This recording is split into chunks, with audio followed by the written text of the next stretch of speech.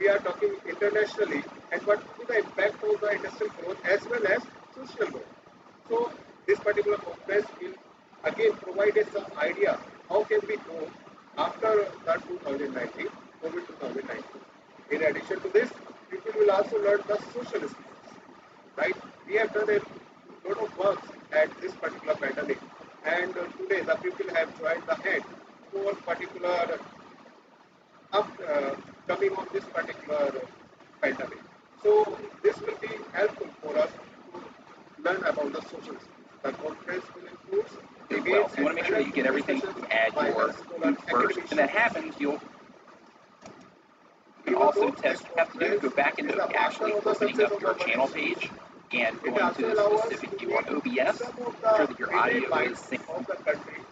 Oh, and the playlist, basically best paper awards and best presenter awards will provide our the regional committee as well as our Dr. of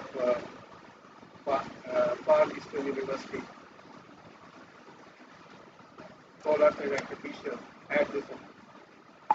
Will all those work. I guarantee that the conference will be productive and worth it for your precious time. Again, warmest congratulations for successful achievement to all of you. Again, this is for you and this is again done by you. Thank you very much. Thank you so much. Thank you, Dr. Puneet Kumar Agarwal, for the warm welcome. Now, it is a great pleasure to introduce Dr. Sanglar Polong, a renowned speaker. Dr. Sanglar Polong had her Bachelor of Science in Nursing and Midwifery in Chiang Mai University, Thailand in 1985. In 1999, she had a Master of Arts in Medical and Surgical Nursing in the same university. Recently, in 2019, she earned her doctorate degree in Nursing Science at St. Paul University, Philippines. She is assistant professor in Nair Swan University, Thailand, and teaches on adult health nursing and fundamentals of nursing. Indeed, she has various publications, mostly about nursing and pedagogy. It is an honor to present our keynote speaker, Dr. Sanglar Polong. Hi, sorry. Thank you. हो गया live चल रहा अभी चुप रहना सारे So I can start my speech now, right? मैं live का लिंक भेजूं आपको भी नहीं स्पीकर होगा तेरा नहीं I share my. तो हमारी आवाज रिकॉर्ड हो जाएगी नहीं कुछ गलती मत करना अब मैं बता रहा हूँ सब लाइव चल रहा है नहीं मैं तो कुछ कर ही नहीं रहा लेकिन सॉरी मैंने कहा मुझे गुस्सा आ गया यार एकदम अरे नहीं वो बात नहीं है कंट्रोल नहीं कर पाया यार क्योंकि ना एकदम पैनिक हो गया सब कुछ सर कोई देख ही नहीं रहा लाइव का तो मैंने वही बताया था उनका जीरो एक भी बंदा नहीं देख रहा अरे नहीं वो बात नहीं है किसी को भेज दो कोई देख लेगा सर कोई देख ही नहीं रहा था इसका तो मैंने वही बताया था उनका जीरो अरे तो मम्मी को भेज देना मम्मी उन लोगों को भेज देगी मम्मी उन लोगों को भेज मैंने मम्मी को भेज रखा है सही है और कुछ अलग करूँ उसमें लाइव में नहीं लाइव में कुछ और अलग करूँ ये देखो नहीं ठीक है ये बताओ लाइव में कुछ और अलग करूँ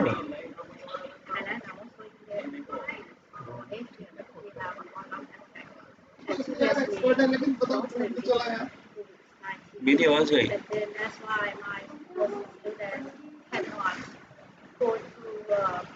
hello at the hospital nearly now 7 to 8 months, and he just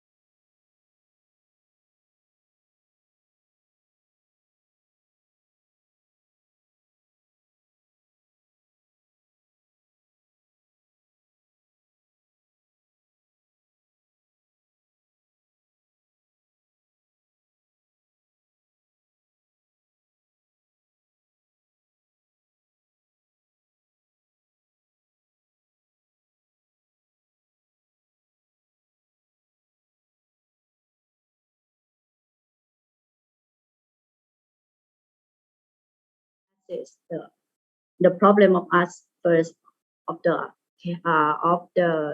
teaching, right, and learning, and then ask the patient care question that what are their requirements, and then move to acquire the evidence through conducting database research and selecting the most appropriate resources. Information on resource types can be located here, and then appraise the evidence for validity and applicability to the clinical case upon outpatient, and then apply the learned information to the patient's care, and then evaluate the patient performance, or we can call audit.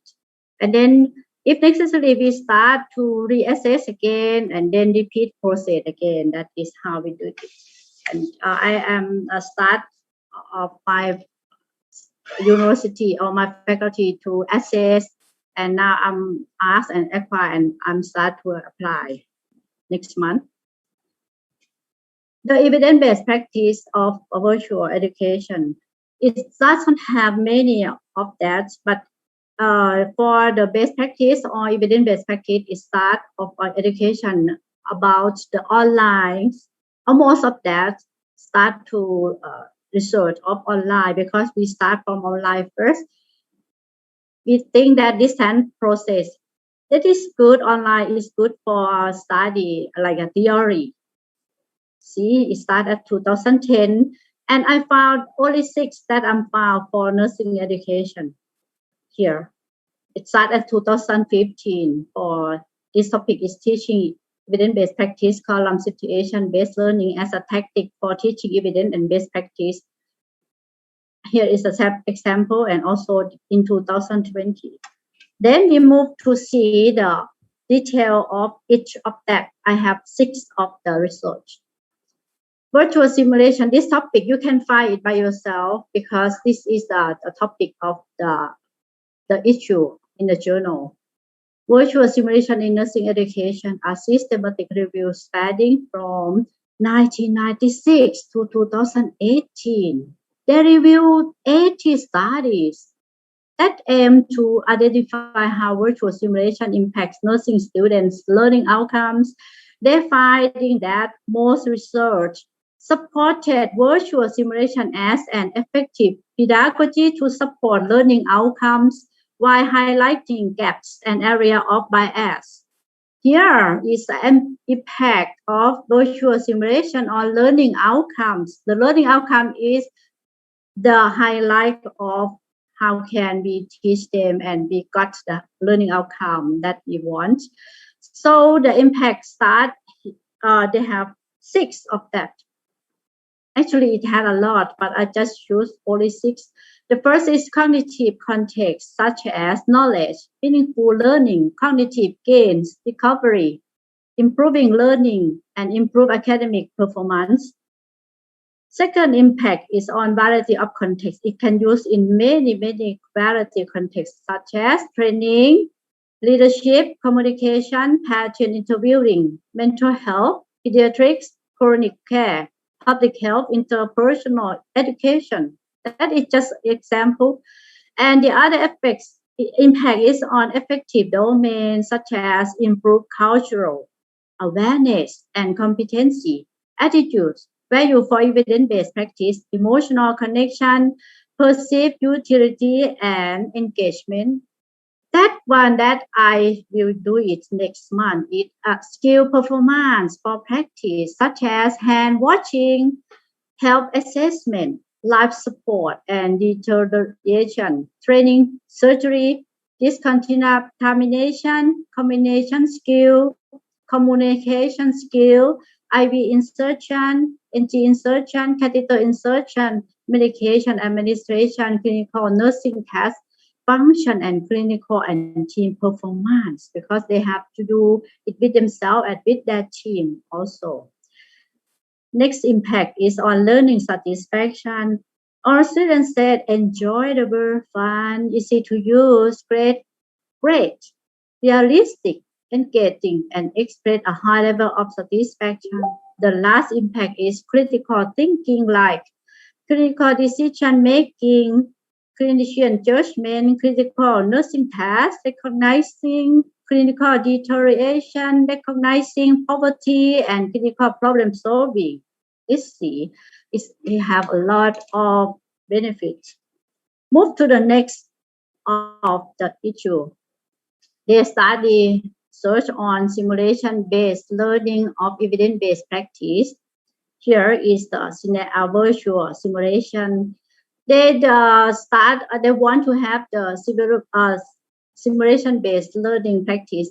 So they try to use with second and third year students by orientation them to equipment, environments, mannequin, and roles before beginning. And then each simulation follow the prescribed pattern such as pre-briefing, scenario, and debriefing. And they use in adult course. Same as my major. I am an adult teacher also. And then apply evidence-based practice in training for patient safety, such as hand washing, verifying patient identifiers, checking allergies, and self-administration of medicine. And then method used for evaluation outcomes comprise of 3 assessment stations. First one is medical surgical station, second is primary care station, and the last is technical skill station. And then finally they use for OSCE. OSCE for they use like short assessment task, or we can say that is station with different scenarios, brief skills assessment station. And then for the first year student, they participated in performance-based evaluation using the OSCE approach before they finish their study. The result found that 120 students can pass. Only 9 of them fail in OSCE test. It's okay. And high score of that is 95% in skill of their skill performance. So we can conclusion that this issues conclusion that the simulation help to educate nursing students in applying evidence-based practice. Yes, this one is also it is in Europe. They want to make the standard of best practice. This institution called INACSL is a bit long. Simulation SM simulation. They announced that as the science of simulation continues to evolve, so that's the need for additions and revisions to the INACSL standard of best practice or simulation SM. Therefore, the standard of best practice simulation are living document, mean that it can change all the time whenever they have a new evidence. They set the standard as the simulation-based experience are purposefully designed to meet identified objectives and optimize achievement of expected learning. So they have 11 criterion. The first one is perform a need assessment to provide the foundational evidence of the need of well-designed simulation-based experience. For the criterion 2, construct measurable objectives, and criterion 3, structure the format of simulation based on proposal theory and modality of the simulation-based experience. For criterion 4, design a scenario or case to provide the context for the simulation-based experience. This one is the hard part 1. For criterion 5, use various types of fidelity to create the required perception of realisms. Criterion 6, maintain a facilitative approach that is participant-centered and driving by the objectives. We have to move the objective first. What is the learning outcome? And then participant knowledge to level of experience and the expected outcome. Criterion 7, begin simulation-based experience with pre-briefing. Criterion 8, follow simulation-based experiences with debriefing and or feedback session. Criterion 9, include an evaluation of the participants, facilitators, the simulation-based experience, the facility, and the support team. Criterion 10, provide preparation materials and resources to promote participant ability to meet identified objectives and achieve expected outcome of the simulation-based experience. I am going to that point. next time if you invite me to speak again, I will have some evidence from my faculty that I will launch it on next month. For criterion 11, pilot test, simulation-based experience before full implementation. It is a lot of criterion here. So that one next is how can I move this one? Strategy for the literature.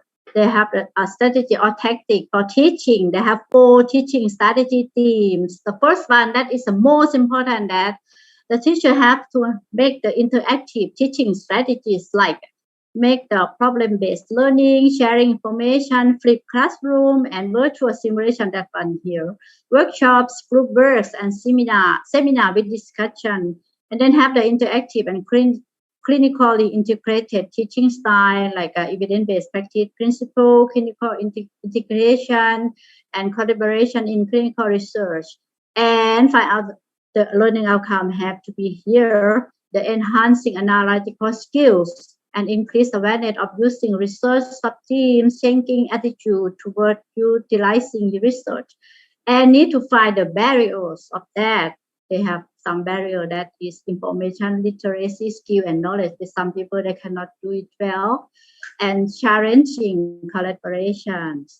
Next journal is talk about the development of clinical simulation scenario guideline for nursing educators. Objective to discuss the Bay Area Simulator Collaborative, BASE. Is it developed in San Francisco? I ever been there for 5.5 months to study. Developing of guidelines for effective evidence-based scenario for use in hospital and nursing school. They use in nurse educator and nurse as well. They use 6 articles, review and evaluate to determine better evidence-based guideline for scenario development axis and best practice is evident, and then they that method is like as simulations continue to expand in the practice setting in all area, a need will emerge to share scenario across the disciplines. So the main results or the template after the sharing of their scenario, they have the template like here. They have learning objectives, assessment plan and instrument, pre-scenario learning activities, general debriefing plan, validation by peer reviews, and then testing with actual students and facilitating debriefing. Standard of best practice, they have a standard of simulation design in 2015 that I said here. They said the standard statement is nearly the same of that past one. And they make it with proposal to simulation design, promote essential structure, process, and outcomes. And then they want effective healthcare simulation designs. And the criteria for using is, you see here, it may be the same of the last issue. That's meet assessment measurable objectives. So we set for the objective first, and then you can follow these criteria. That is all of my presentation. Because it's 20 minutes, it's very hurry to speak it out.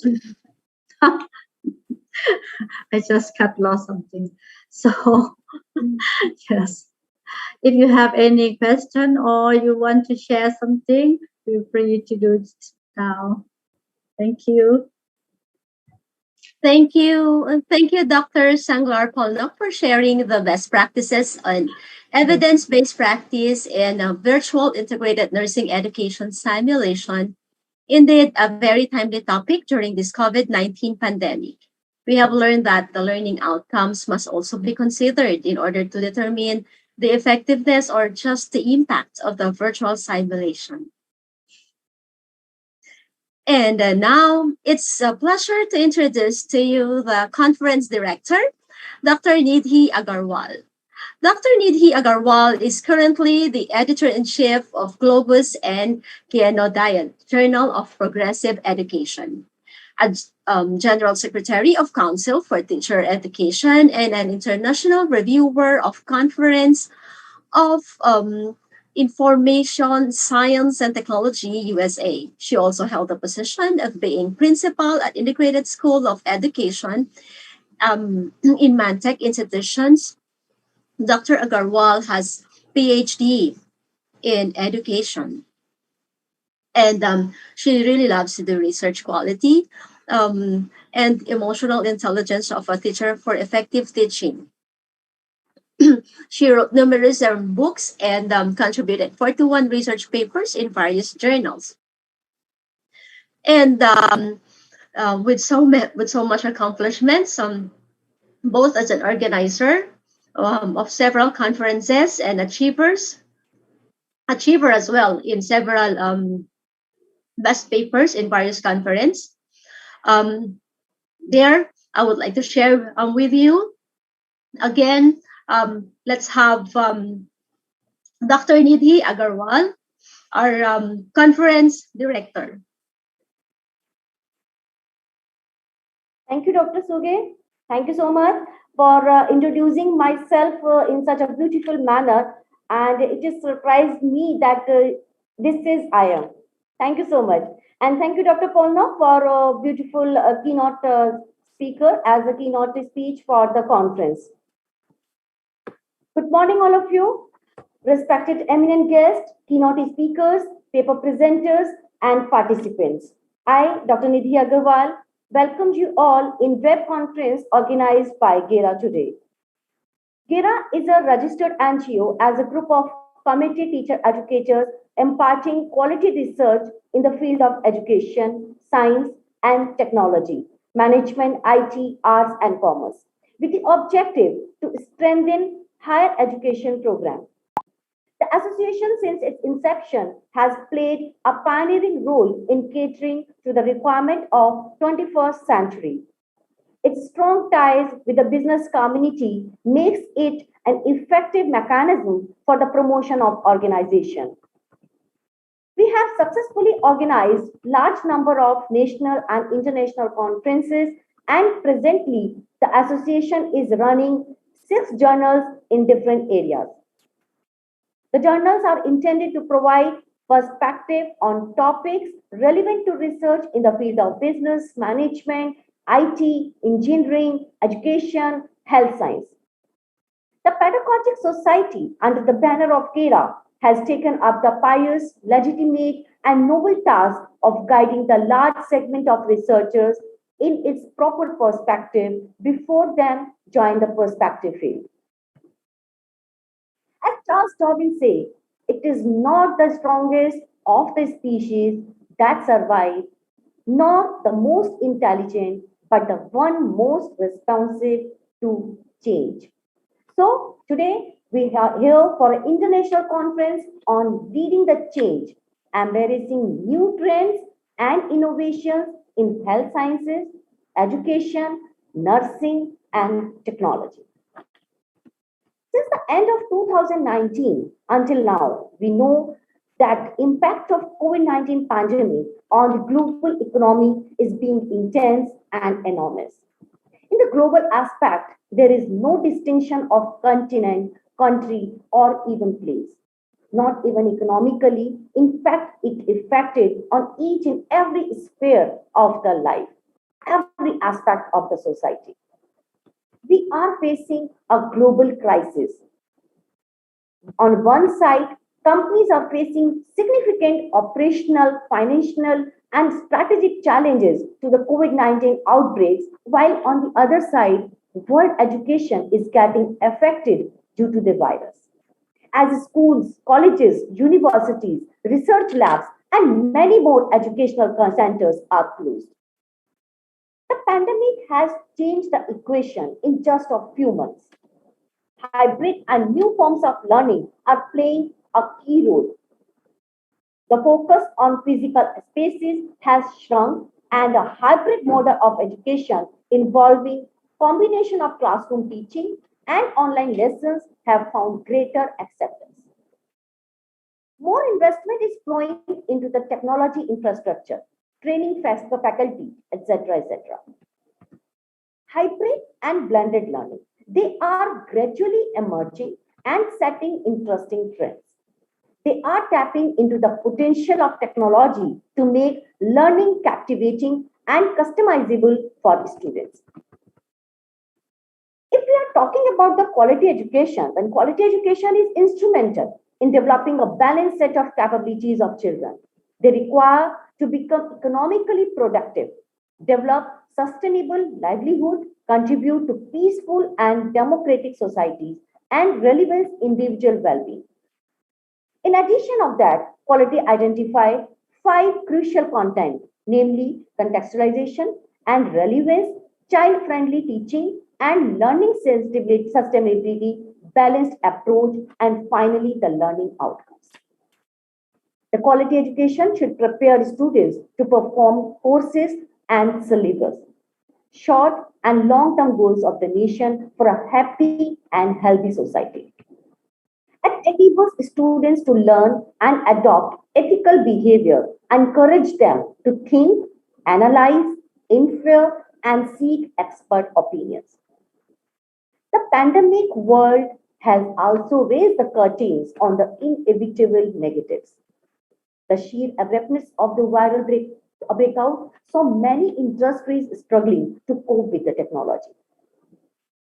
In the current scenario, economic scenario, there is a fear of losing one's job. Within job losses, pay cuts have become commonplace. Professionals see the need to upskill themselves to play with multidimensional roles, with the competition rising at workplace. The professionals need to ensure that they stay on top of their respective fields. There is steady growth of demand for courses in strategy leadership, human resource management, marketing, and addition to courses in cybersecurity, data science, blockchain, machine learning. Hello, Dr. Nidhi.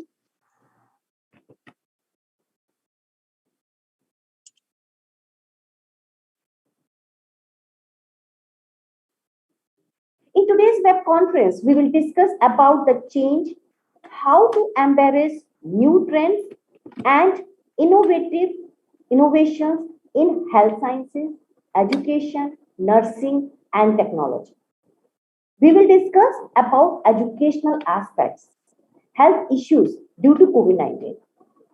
We will discuss about the issues we are facing now. We will throw light on business growth and about their health issues globally due to this pandemic.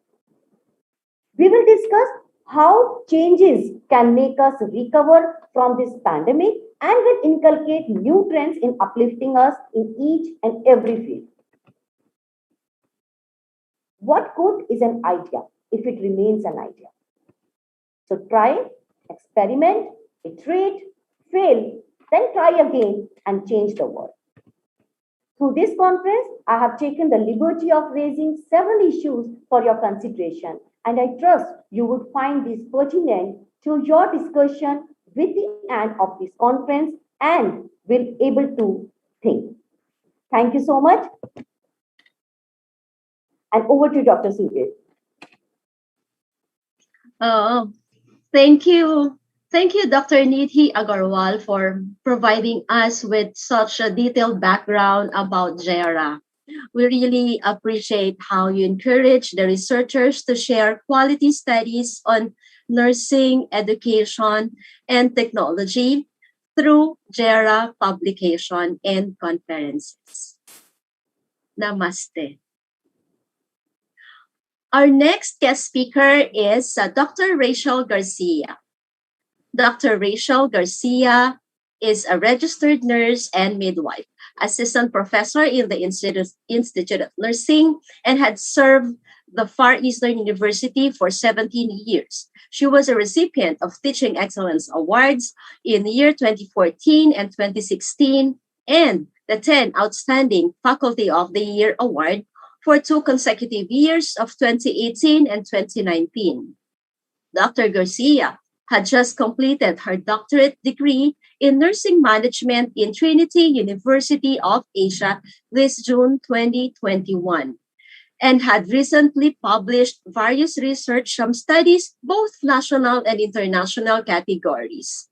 Dr. Garcia is a Tamarang nurse who consistently holds significant role in the Institute, striving towards regulatory excellence as the chair of the library committee and as level 4 curriculum team leader. Ladies and gentlemen, I present Dr. Rachel Garcia. Thank you very much, Judith Sugay, Dr. Sugay. Pleasant morning to each and everyone. Allow me to present my screen first. Can you see my screen? All right. This pandemic has challenged each and every one of us, both students and faculty. It compelled the higher educational system to move from traditional practice teaching to online or distant education. Pre-pandemic period gives information that nursing or studying nursing per se is a very challenging course. It requires us to submit our students to a lot of examinations, a lot of return demonstrations, almost endless assignments. And more so, this pandemic has challenged them even more with the tremendous assignments and adjustments that they are going through. Now, it is believed that if you are capable of self-directed learning, you are able to perform well in class. More so, if you have positive attitude towards learning, you'll be able to figure out whether you adjust your learning or your schooling positively or negatively. Students are just like children learning how to walk. They need assistance, they need our support, and they are highly vulnerable to fall. And if without the support and the encouragement from the faculty and the rest of the school administration, the chance of committing suicide is very high. And this is highly evident with the cases of mental health illness striking highly today as the COVID-19 pandemic set in. According to National Center for Mental Health in the Philippines, there is about 80% increase in the mental health concerns affecting the Filipinos when COVID-19 stepped in. And this basically gives the researcher the idea that adjustment is really a big concern, particularly now that we have remote learning. The assumption is student self-directed learning, learning attitude, academic adjustment of the student nurses is affected by their proper characteristics, particularly the sex, socioeconomic status, internet connectivity, and access device use in learning management. A second assumption is if students are self-directed themselves, they are able to manage their learning, they are likely to adjust academically. And if students have positive attitude towards the new learning platform, they will adjust more academically. And to test these assumptions, I utilized comparative and correlational study. This basically used 4 questionnaires, adapted questionnaires. Then I did a pilot testing that revealed a Cronbach alpha of 92%. The study also had an approval from 2 academic ethics review boards. And obviously, ethical consideration has been taken place. The studies was conducted in 2 universities in Metro Manila, where both universities are practicing online learning, particularly the use of Canvas as their LMS, even prior to pandemic period. And this will help us see whether those universities who are prime movers of technology has influenced also the performance or the adjustment of the students during the sudden shift in the learning platform. And we are basically having these students from first year and second year in the nursing program as our participants with ages 18 to 20 years old, covering the Generation Z, okay, who are basically known as the digital natives. So they will have similar characteristics. And those people with confirmed mental health illness has been excluded from the study.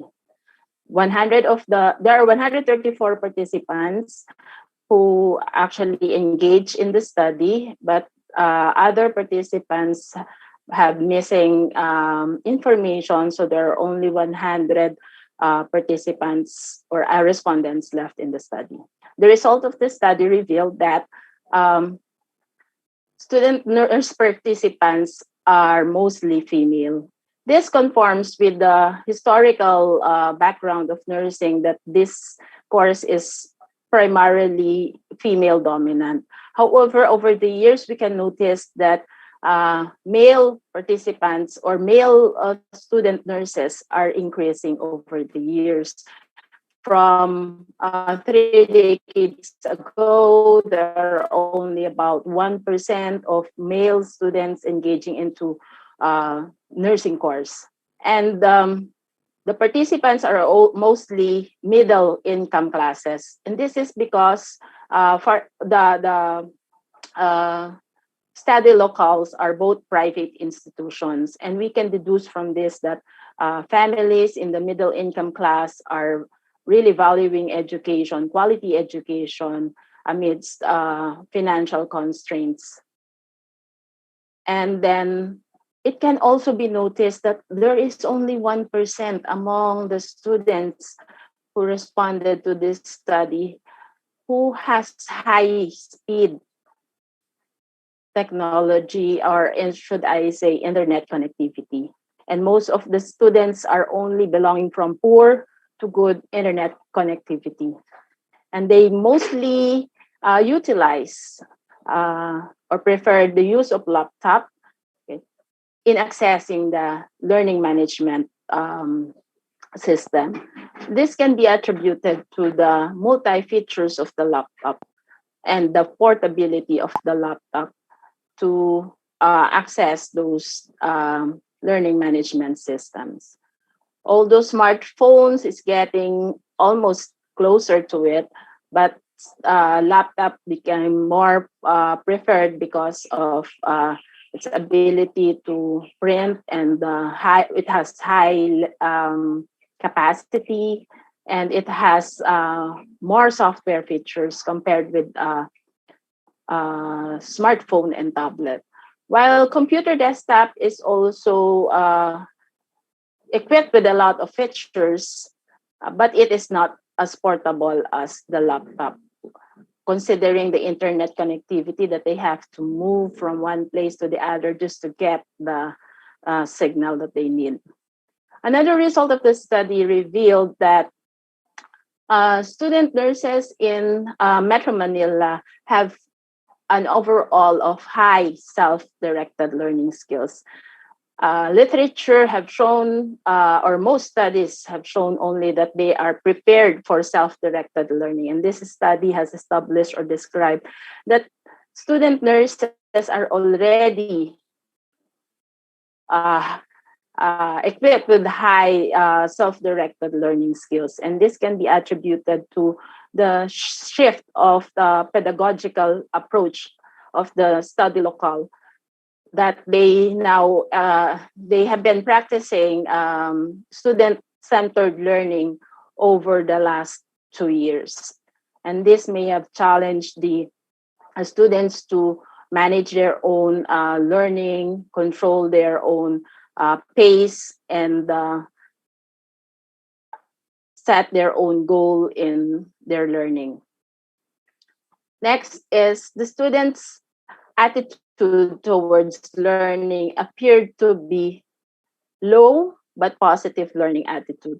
This may not seem that the students have negative attitude towards online learning. However, probably they are just having this inconveniences of utilizing technology while having their online learning classes. And this can be attributed to gadget problems and other technological problems experiences.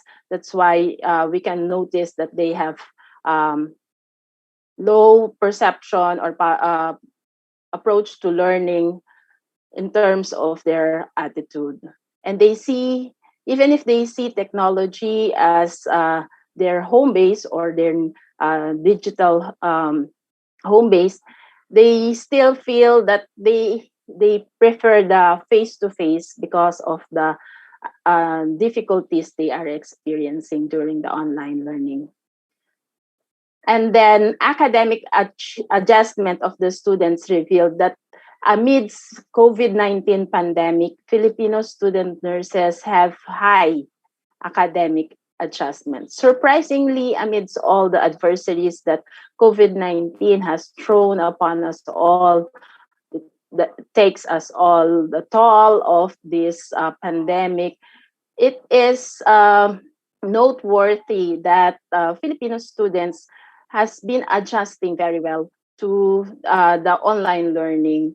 This can be explained by the idea that the study under the local understudy is experiencing or practicing the online learning even before the pandemic period.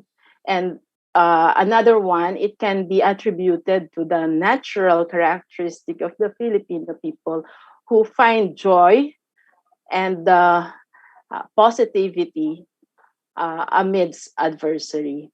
And it is identifiable among Filipino people that they, even if storms are coming, even if bad things are approaching, we have this joyful heart to accept the challenge of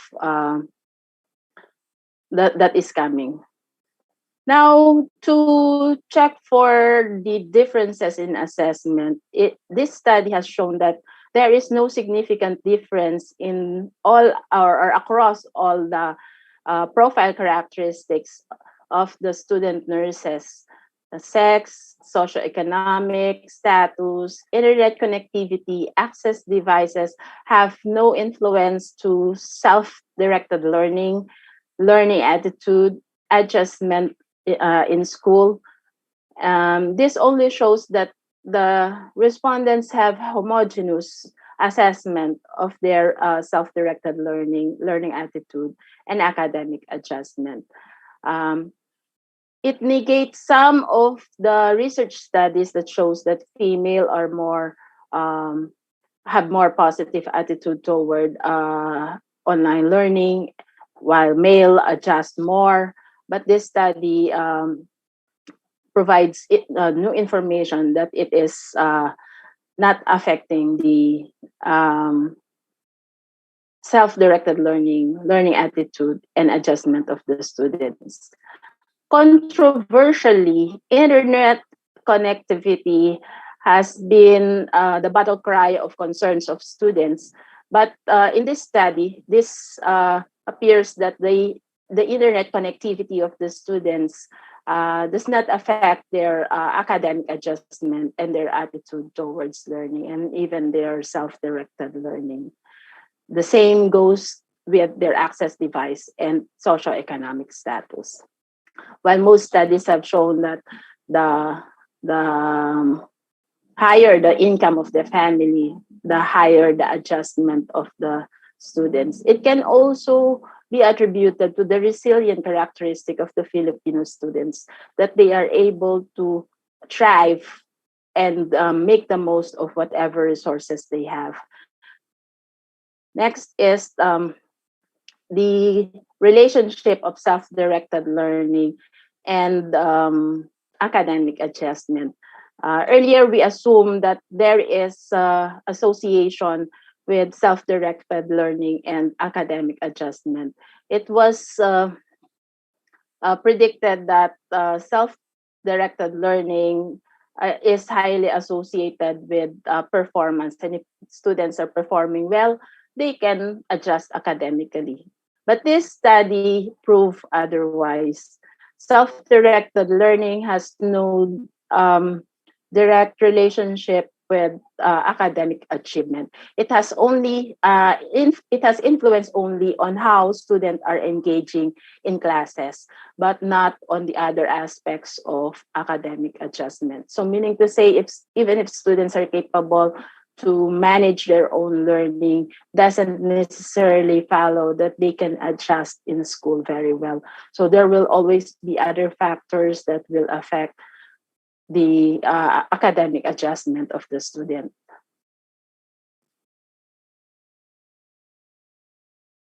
Next is the relationship between academic learning attitude and academic adjustment. It is shown in the result that the perception to technology has no relationship with academic adjustment. It goes to show that even if they the respondents are Generation Z and they are digital natives, their perception to technology has no influence to their academic adjustment. What influences their academic adjustment is their learning style and their utilization.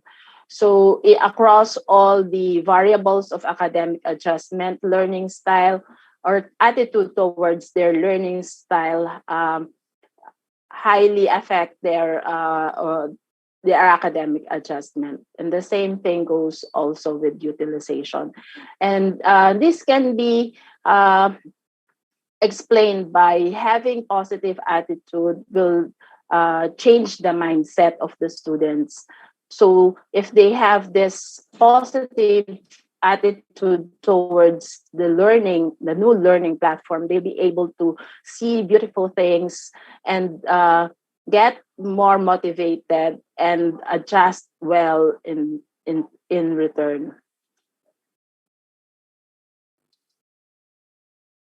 So to sum up, okay, it is not self-directed learning that influences the academic adjustment of the students, but it is the learning attitude. So if so out of this study, we were able to develop, I am able to develop a pedagogical model known as e-technology based, wherein in this online learning, okay, we can consider the students' learning style to influence their attitude towards learning or online learning, so they may be able to adjust academically. Also, they'll be able to utilize, if they'll be able to utilize the technology, they'll be able to adjust even more. So if we design our course instructions with inclusion of curving the learning attitude of our students, they'll be able to adjust well in the new learning platform or online learning. The conclusions, the study reveals that level 1 and level 2 students in Metro Manila are characterize themselves to have high academic self-directed learning, who only need teacher as their facilitators, and they are able to manage their learning. And despite the challenges of online learning, they have positive attitude and high academic adjustment. However, contrary to most available researchers claim, this study shows that self-directed learning is not associated with academic adjustment of students. And learning attitude have moderate positive correlation that if academic institution will regulate learning attitude towards more positive pole, students' academic adjustment is more likely to ensue. Hence, developing pedagogical project to optimize positive attitude is deemed recommended.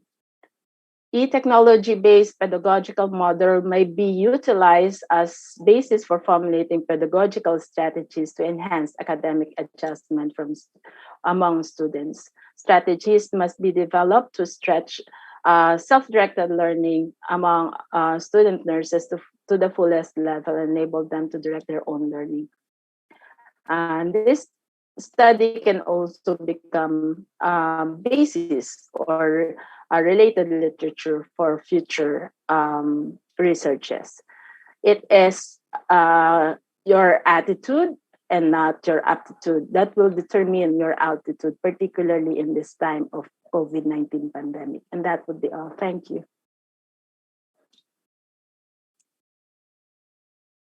Thank you. Thank you, Dr. Rachel Garcia, for sharing your study on self-directed learning amidst COVID-19. It's true that students need to be guided during online learning, self-directed learning, and considering factors such as internet connectivity, access to learning management system.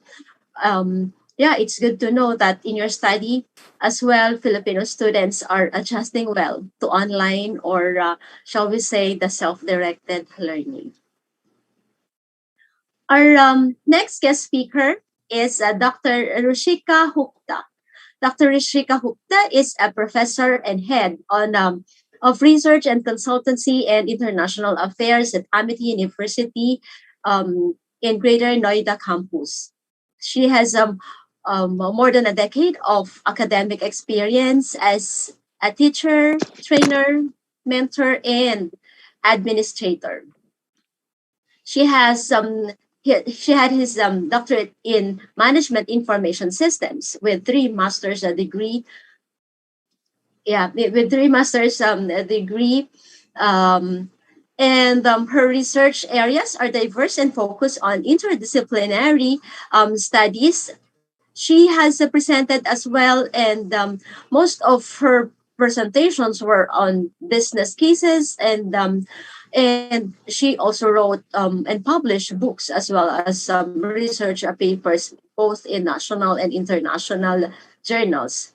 She is also serving as the editor, reviewer, and advisory board member of several index journals. Ladies and gentlemen, I present Dr. Ruchika Hukta. Thank you so much, Dr. Judith, for such an elaborated profile reading. Very good morning, good afternoon, and good evening to all the distinguished panelists and their participants as per the time zone you are in. Let me extend my heartfelt thanks to the organizers of this web conference for providing me this opportunity to speak in this forum. Also, my compliments to Dr. Rachel Garcia for such an insightful presentation.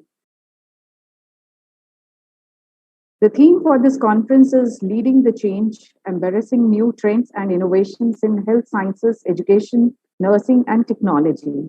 This reminds me of the famous quote given by Honorable John F. Kennedy: change is the law of life, and those who look only to the past or present are certain to miss the future.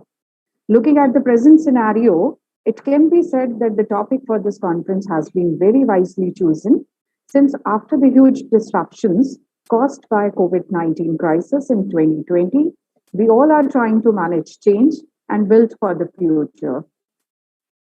COVID-19 has certainly upended our lives and disrupted the global economies as well over the past year, certainly, and quite frankly, for some more time to come. We have had to quickly reduce physical contacts. We have had to learn to work remotely and to collaborate in new ways. That is why we are meeting today on this digital platform.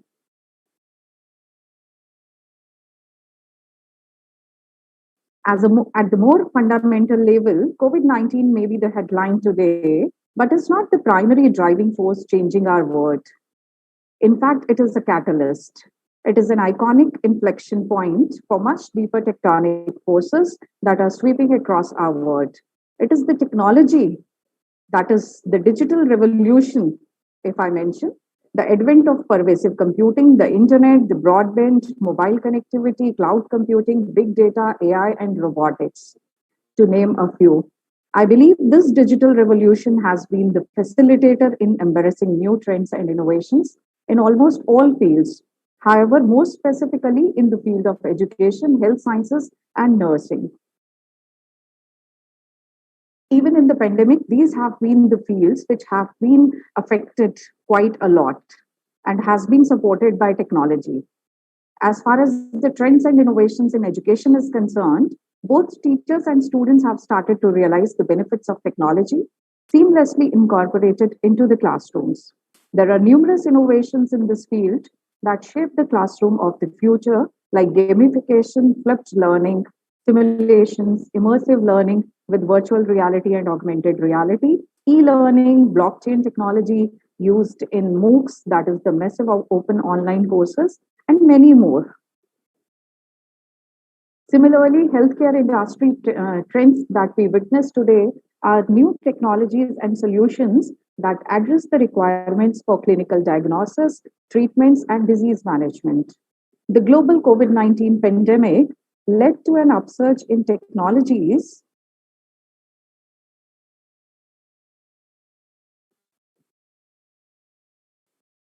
Am I audible?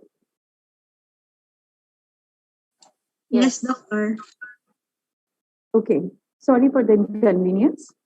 The global COVID 19 pandemic led to an upsurge in technologies for disinfecting, limiting transmission, detecting disease spread, as well as for treatment, patient management, and immunization.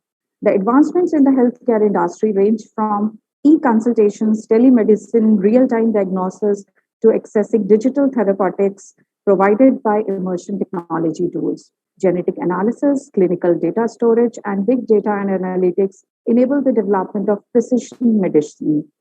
Though change management has never been easy, but it's arguably tougher in these times. I do hope that this conference will deliberate on the various aspects of leading change and innovations and will contribute to the research in a great way. Once again, my warm thanks and best wishes to all. May God guard and guide each one of us. Thank you so much. Over to you, Dr. Judith. Yeah. Yes. Okay. Thank you, Dr. Rashmika Gupta. We actually agree that COVID-19 has affected us in many ways, and one of which is our economy. And yes, we are. It's true that we are actually trying to struggle and overcome whatever challenges this pandemic brings us. For moving on, for the country panel discussion, may I call on the moderator, Dr. Jocelyn Hipona, Dean, La Consolacion University, Philippines, College of Allied Medical Profession.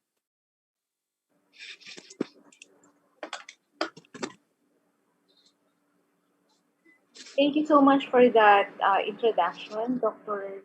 Sugay. Allow me to introduce to you our session's panelists, and it's my pleasure to introduce to you our guest for today. To start with, we have with us Dr. Pongkamon Crisanabut. Dr. Pongkamon worked as a peri-operative nurse before she found her passion in teaching. She then took a master's degree in adult nursing program at one of the prestigious university in Thailand, and that is in Mahidol University. Her master thesis focused on developing nursing care to enhance post-operative recovery for patients underwent abdominal surgery. In 2012, she took a teaching position at the Faculty of Nursing at Naresuan University in Thailand. She inspires undergraduate students to provide holistic care to patients through the hand-to-hand teaching and direct care, as well as mentoring graduate students to conduct their cutting-edge research. She received her PhD from University of Missouri, Columbia, USA, where she worked with world-leading nursing professors and scientists to integrate technological innovation into bedside practice. She is determined with selfless dedication and inspired, and she's an inspired person who's inspiring many. Her current project is improving the original early ambulation program and creating a guideline protocol so that it could be practiced nationally. Again, let's welcome Dr. Pongkamon Crisanabut. Next on our list is Dr. Brahma Awaisu Imurana.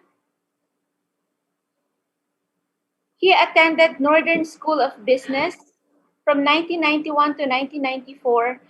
By his hard work, he proceeded to St. John Bosco's College of Education in 1995 and graduated in 1998.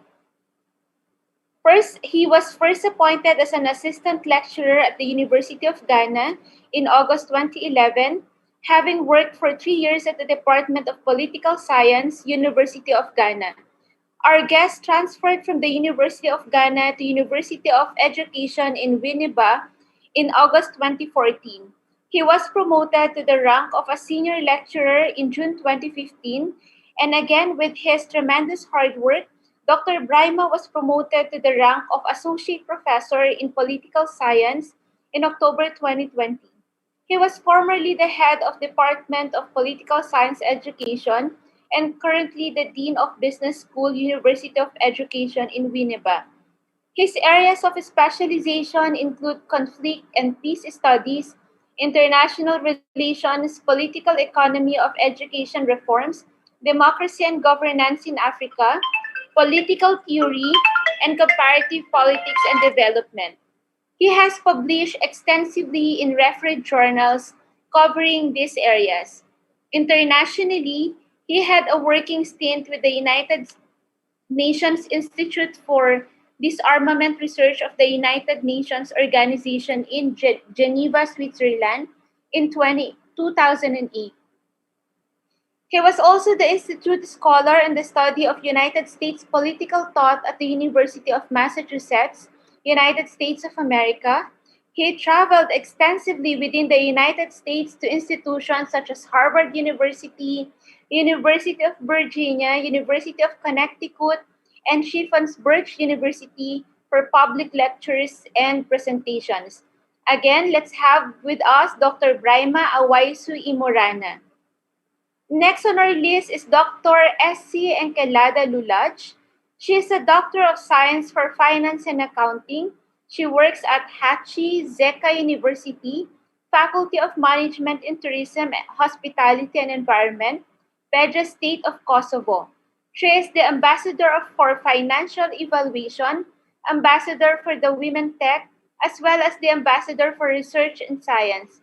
She is the Country Director of International Young Society, Country Director of World Voice International, and she is a board member in several countries of the world, such as USA, Belgium, Georgia, India, Germany, Denmark, Ukraine, and Georgia, hopefully soon, also in the Philippines. She is a supervisor at international conferences in Belgium, Switzerland, Austria, France, Turkey, United Kingdom, Portugal, and she is a reviewer in several international magazines in Poland, United Kingdom, Switzerland. She has given many lectures at universities around the world, such as United States of America, India, Indonesia, Egypt, Philippines, Belgium, Germany, Albania, and Italy. She has completed many trainings in the world universities, such as, again, in United States of America, Ukraine, Italy, Austria, Germany, Malaysia, to name a few. She is also she was certified by the World Bank and the International Monetary Fund. She has participated in many summits, symposia, projects, and is a member of many institutions around the world. She is the winner of many awards in the world for teaching, science, creative ideas. She is such a successful woman for peace, and many more to mention. She is thankful and grateful to our Lord for all the successes that she is receiving at the moment in her life. Again, let's welcome Dr. S.C. Enkelada Lulaj. Next on our list is Dr. Roldan Kabikungan Bangalan. Dr. Bangalan is a licensed professional teacher in the Philippines with expertise in mathematics education, assessment in learning, and technology for teaching and learning. His work experience includes research consultation, statistical data analysis, module writing, professional development training, secondary school teaching, student government organization, and mathematics club advising. Presently, he is the Learning Management System Coordinator of St. Paul University, Philippines. And here to represent the Philippines, again, let's welcome Dr. Roldan Kabikungan Bangalan. The last but not the least is Dr. Kel Prakash Jayant. Dr. Kel Prakash Jayant has 21 years of extensive academic and industrial experience. He has 2.5 years academic experience internationally, 16 years academic experience in research locally, and 2.5 years industrial experience. Since August 1 of 28 up to present, he is a professor and head of the CSE department in Meerut, and also sometimes February of 2016 to July 2018, he was appointed as associate professor for the CS department in May Nefi, Asmara, Northeast Africa. He has his PhD and was able to obtain it since last January of 2013. So again, on board, we have Dr. Kel Prakash Jayant. Thank you, ma'am. Thank you.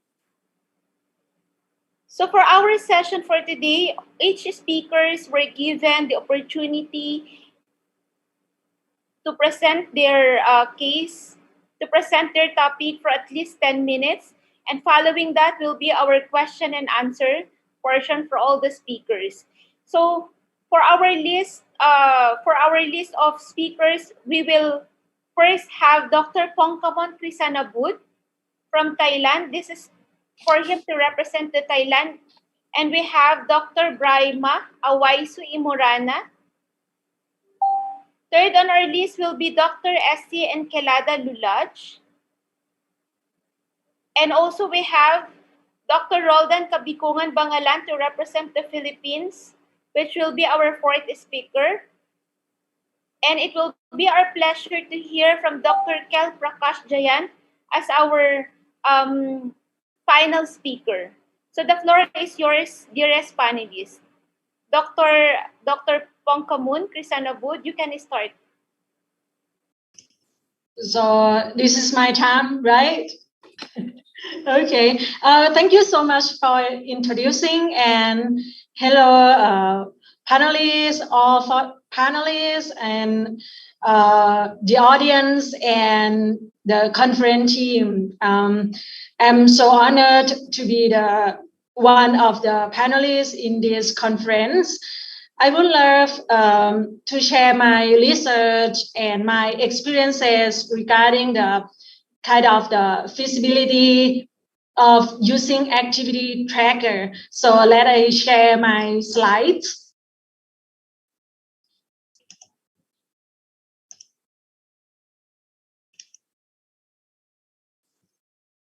Can you see my slide? Yes, doctor, it's very visible. Oh, okay. So yeah, I would like to share about this topic that I will share about some of the results that I get from my research that is a part of the feasibility to use activity tracker among patients who undergoing colorectal surgery. Let I give you a little picture of treatment for colorectal cancer patient in Thailand.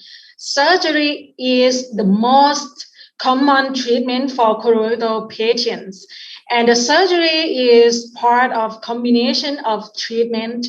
And you can see from this table, surgery is combined with other treatments. For example, surgery plus radiation, surgery plus chemotherapy. That's why I jumped to this area that this area need nurses to improve quality of care and make this group, colorectal patients, have a better post-operative recovery.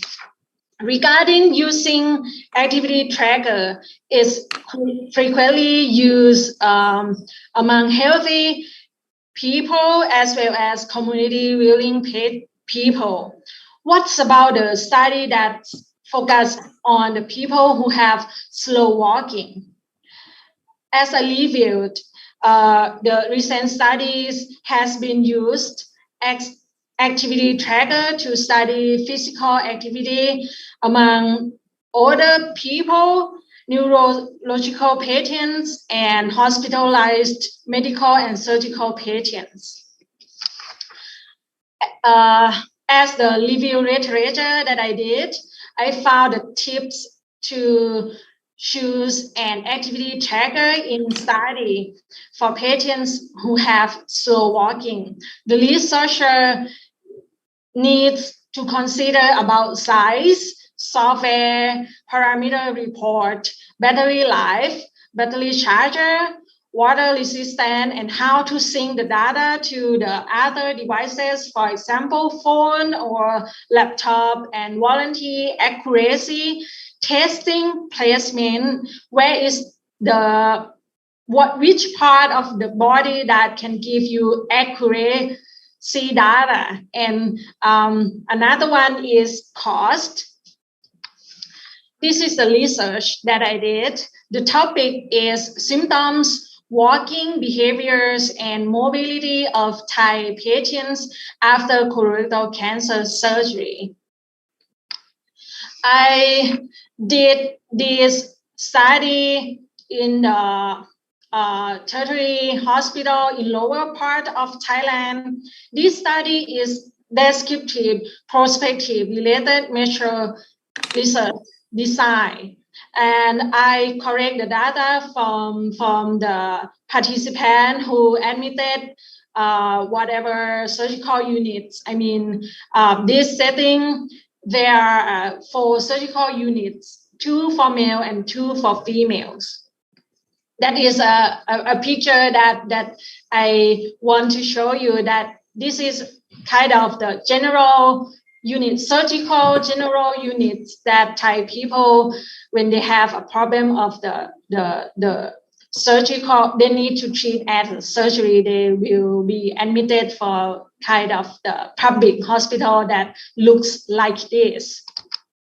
And I include adults who are over 18 years old and has a schedule to have a surgery for removing colorectal cancer, and they have to be able to walk by themselves without any assistant devices.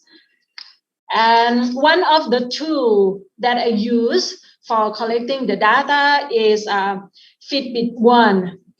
The Fitbit One is an activity tracker that I measured walking behaviors, including steps walked per day, walking episodes per day from post-operative day 0 until discharge.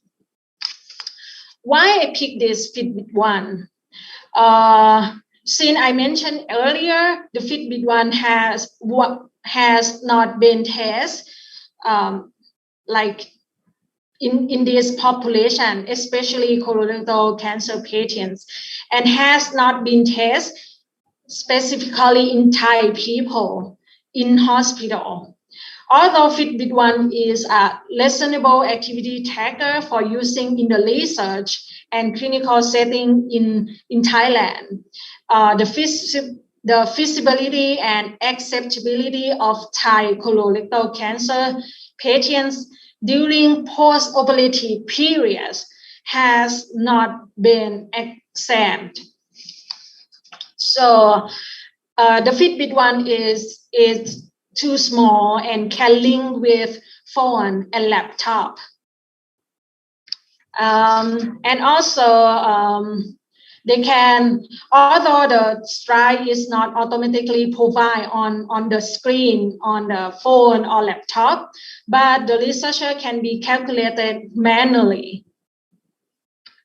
And the Fitbit One has a graph function that can be used for patients to motivate as a visualization to enhance them to have a progressive walking. That you can see the researcher or nurses can follow their patients and motivate them to gain more the number of steps after surgery. Regarding the results, I used the data that I got from Fitbit One to create a line graphs for each participant of steps walked per day. No one initiate walking on post-operative day 0. I mean, after surgery, they cannot walk or move their body, but they had walking on post-operative or start to walk on post-operative day 2 or day 3. That is a majority that they start to walk. And the trend of the number of steps after surgery, there is a trajectory of the number of steps walked per day increase during the post-operative hospital stay. However, after post-operative day 5, the number of participants decreased due to discharge from the hospital. When we consider the quality of walking, each line represented individual participants. The number of steps walked per day episode was trajectory like step walked per day. However, after post-operative day 5, the number of participants decreased due to discharge from the hospital. Regarding burdens associated with data collection tool, as we know, as I mentioned earlier, there is many benefits of using Fitbit One for collecting the walking behavior. But the researcher need to concern about the annoyance when wearing the Fitbit One, or the patients feel discomfortable to wear the device, or some of them feel shy or embarrassment to wearing the device because it made them feel like a prisoner. Because for this study, I placed the Fitbit One on their ankle. That is the place that is so accuracy for the slow walking people. And the participant gave me the suggestions for the future research.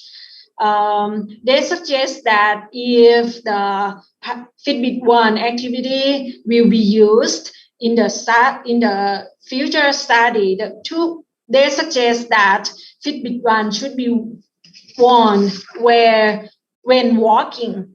And they suggest one more suggestion that Fitbit should be worn on the post-operative day 3. The implication for nursing practice and research.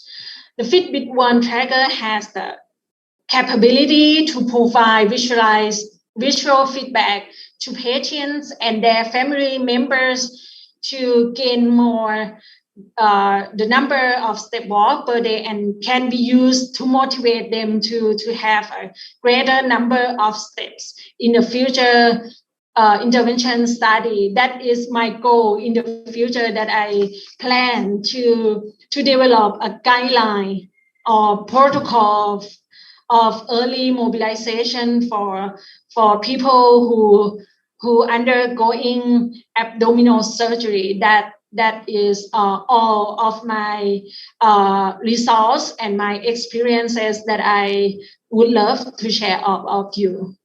Thank you so much.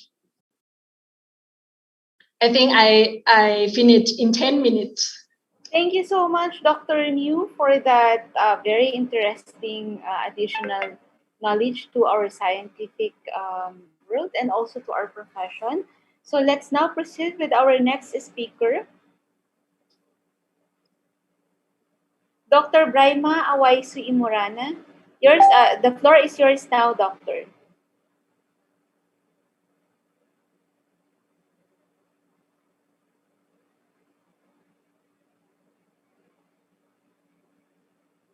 Dr. Braima. Okay, so I think maybe Dr. Braima is having an internet connection problem as of the moment. Can we proceed to our next speaker, Dr. SC Enkelada Lulaj? Dr. Lulaj, the floor is yours now.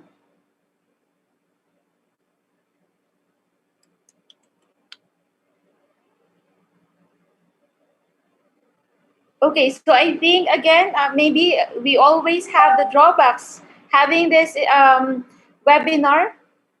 So let's proceed with our next speaker to represent the Philippines, Dr. Roldan Kabikungan Bangalan. Dr. Bangalan, the floor is yours now.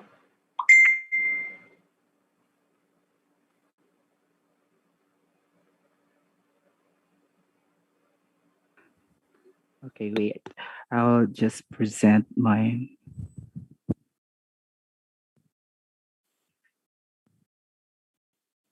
Okay. Dr. Jocelyn, is my presentation visible? Yes, doctor. Okay, I will just...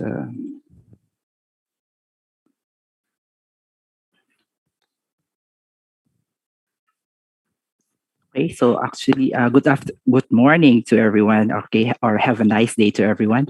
So this is actually my presentation. Okay, implementing a fully online flipped classroom model, theory and practice. This is what I actually employed during this new normal in our university, St. Paul University, Philippines. Okay, so what drives me, okay, to actually implement this kind of pedagogical approach? Okay, we know that we are in the fourth industrial revolution. We are actually also approaching, okay, the fifth industrial revolution. And we want also to contribute as educators. We want to contribute to the goal of the United Nations, okay, the Sustainable Development Goals, is particularly on the SGD4. That's actually quality education. And as teachers of the digital age, we have to really equip ourselves with the digital competencies or the ICT competencies that teachers actually should possess during this digital age. Okay, and we can also pattern from the International Society of Technology in Education. There are actually standards for educators or qualities of teachers in the digital age. And as professional teachers in the Philippines, we should also possess, okay, the qualities, the professional qualities, as well as the personal qualities of teachers in the Philippines.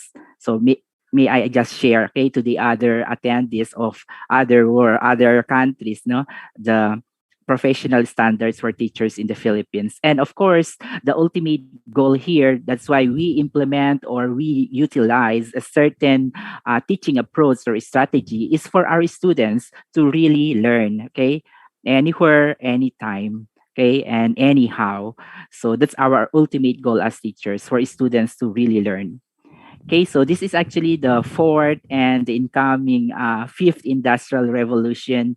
Okay, we know that in the fourth revolution, it's all about digitalization, and for the 5.0 that will be coming now, that's actually personalization. Okay, or mass customization. Okay, customized or personalized products and technologies for each and every one of us.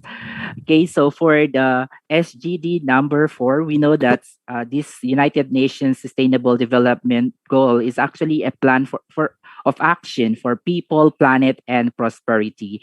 Out of the 17, 17 SGD4, we as part of the academe should actually contribute to the attainment of quality education. We need to actually ensure inclusive and equitable quality education and promote lifelong learning opportunities for all our learners, for all learners.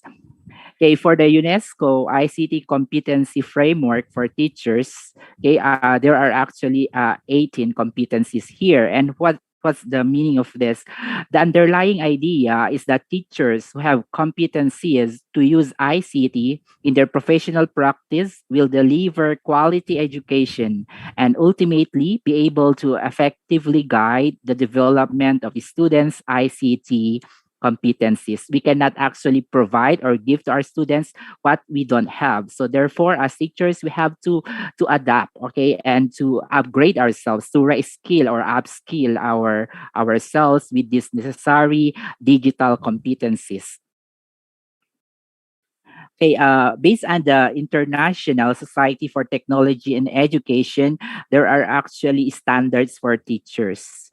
Okay, this one are the standards for teachers. As teachers or educators, we are learners. We are actually lifelong learners. So we have to really keep on learning, new pedagogy and also technology that we can actually integrate, in our teaching learning process.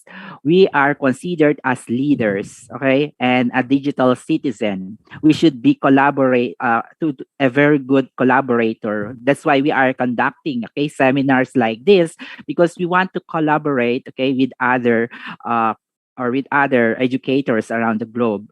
And we should be a very good curriculum designer or instructional designer, especially now that we deliver instruction in different learning modalities or different platforms. We're using online learning, we're using technology. So we should actually don't forget the most essential part of designing a lesson or quality instruction for our students.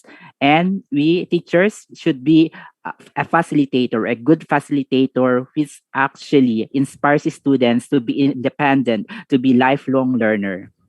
And the last one is we should be a good analyst. Of course, we have to actually do some reflection, of our practice, whether it's effective or not. We need to gather data for as an evidence whether our teaching strategy is actually effective or not. Or even whether the students are actually really learning or we really achieve our learning goals or learning outcomes. In the Philippines, we have what we call PPST, or this is the Philippine Professional Standards for Teachers. So these standards actually define the quality of teachers in the Philippines. It articulates what constitutes teacher quality in the K-12 reform through well-defined domains, strands, and indicators that provide measures of professional learning, competent practice, and effective engagement. And this is actually the main goal. That's why I implemented this approach, the flipped classroom, in my class, because I want my students to learn in this time of pandemic. We have there the student learning. So what is flipped classroom? Or flipped learning? We're going to actually learn about what's flipped learning, the benefits of flipped learning, and the steps in flipped learning, and how did I implemented this in my class. So what's the best use of your face-to-face class? If that is actually the before the pandemic that we have actually face-to-face. But since we are doing it online, the question now is, what's the best use of our synchronous meeting? Our synchronous meeting. So flipped learning, according to Flipped Learning Network, is a pedagogical approach in which direct instruction moves from the group learning space to the individual learning space, and the resulting group space is transformed into a dynamic, interactive learning environment. Even it's online, it can be done online, where the educator guides his students as they apply concepts and engage creatively in the subject matter. And here are the two pioneers of this learning model or approach. They are John Bergsman and Aaron Sams. Okay, and they defined flipped learning as a strategy where work that was traditionally done in class is now done at home, and what was traditionally homework is now completed in class. So there is actually an inversion or reversion. It's actually other name for this is inverted classroom, or there is the reverse, okay, of these two processes here. Okay, so this is the illustration of that.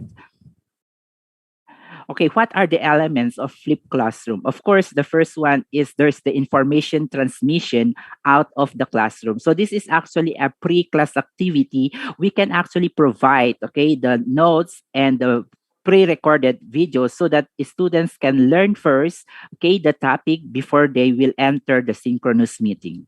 Okay, that's what we call the class time. The class time is the synchronous meeting, which is done online, wherein students will actually do or participate in engaging active learning activities. It can be done collaboratively or independently.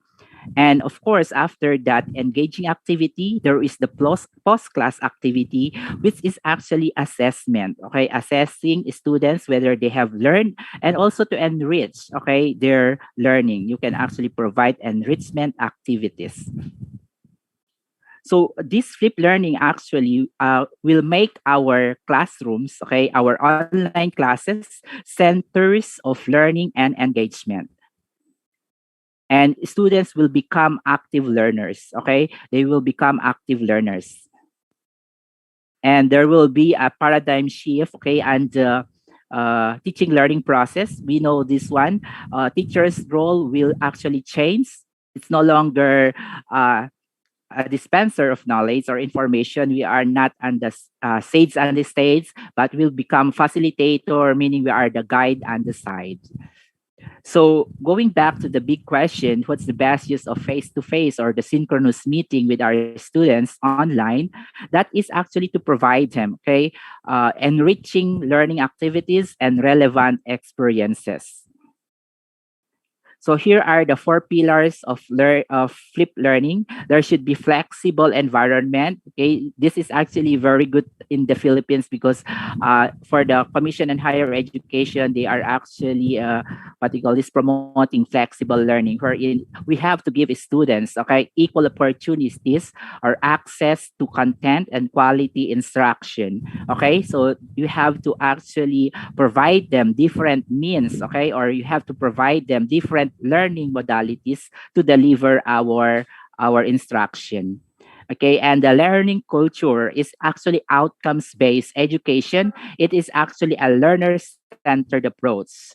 Okay, and using all these strategies, we should not forget that our main goal is to actually deliver the content, that all activities or learning experiences that we provide our students should be the attainment of the intended learning outcomes, of the desired learning outputs or results of our teaching learning process. And as educator, we have to keep on improving ourselves. Okay, we have to do some reflective teaching. We have to reflect what went wrong, what went right, and we can actually improve on our practice. Okay, so what are the steps in flipped learning? Of course, there's the prior exposure, okay, of students to content. So you can provide lecture videos, reading materials to our students before they will attend the synchronous meeting. And then doing that pre-activity, you can also give some assessment, okay, or what we call awards here or incentive. You need to assess also whether they really read or watch the video before they will enter the synchronous session. And in the in-class activities, as I said, that they will actually do some active, engaging, meaningful learning experiences. And don't forget to assess, okay? You can access any part of the instruction. It can be at the beginning, at the middle, or at the end of the session. So what are the benefits, okay, of flipped classroom? Okay, so for flipped classroom, we are actually encouraging our students to collaborate, to do some investigation, to work with their classmates, and there will be more time engaging with them, okay, collaborating and communicating with them. And it actually integrates the universal design for learning, wherein there will be, we need to provide multiple means of representation. That is, we can deliver content in different ways. It can be audio, it can be video, it can be printed materials, it can be digital, soft copy, and so that's the meaning of that. And then there should be multiple means of engagement. So you need to look into different engaging or active learning activities. These are the assessment tasks or learning activities that we provide our students. And there should be the assessment. That's what we call multiple means of action and expression. So we provide students a choice on how to express or to demonstrate their learning. That is by doing performance tasks, or what output are you going to require from them so that they can actually demonstrate their learning or their performance or skill.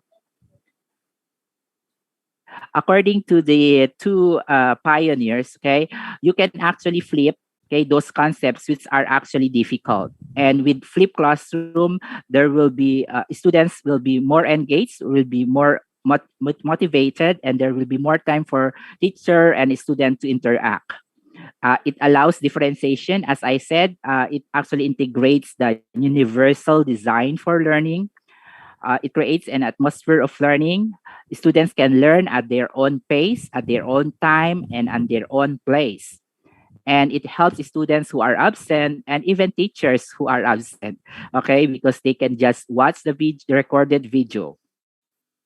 So how did I design my own flipped classroom? So this is actually the model that I use. So there are three parts. There's the pre-class, the in-class, and the post-class. In the pre-class, I actually prepared, or I usually provide students with pre-recorded lecture videos, okay, and other materials, reading materials or handouts, and they will study on their own. There is the self-directed learning, as I mentioned by the other presenter a while ago. I know your exams Students are going will on, do but self-directed learning or independent learning at home. So what we'll do, and in class, doing this synchronously or online, you have to prepare engaging, meaningful learning activities for students to really engage and work with their classmates. And this can let's schedule things learning, right away, collaborative learning, so you won't get discovery, burdened in the and end. sequential inquiry.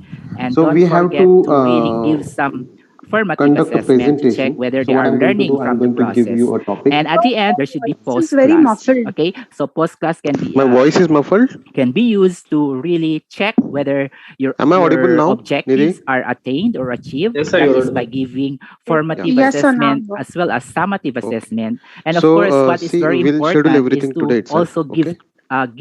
So first opportunity thing, to our presentation. students to do reflection, You have. on their learning. Hang on.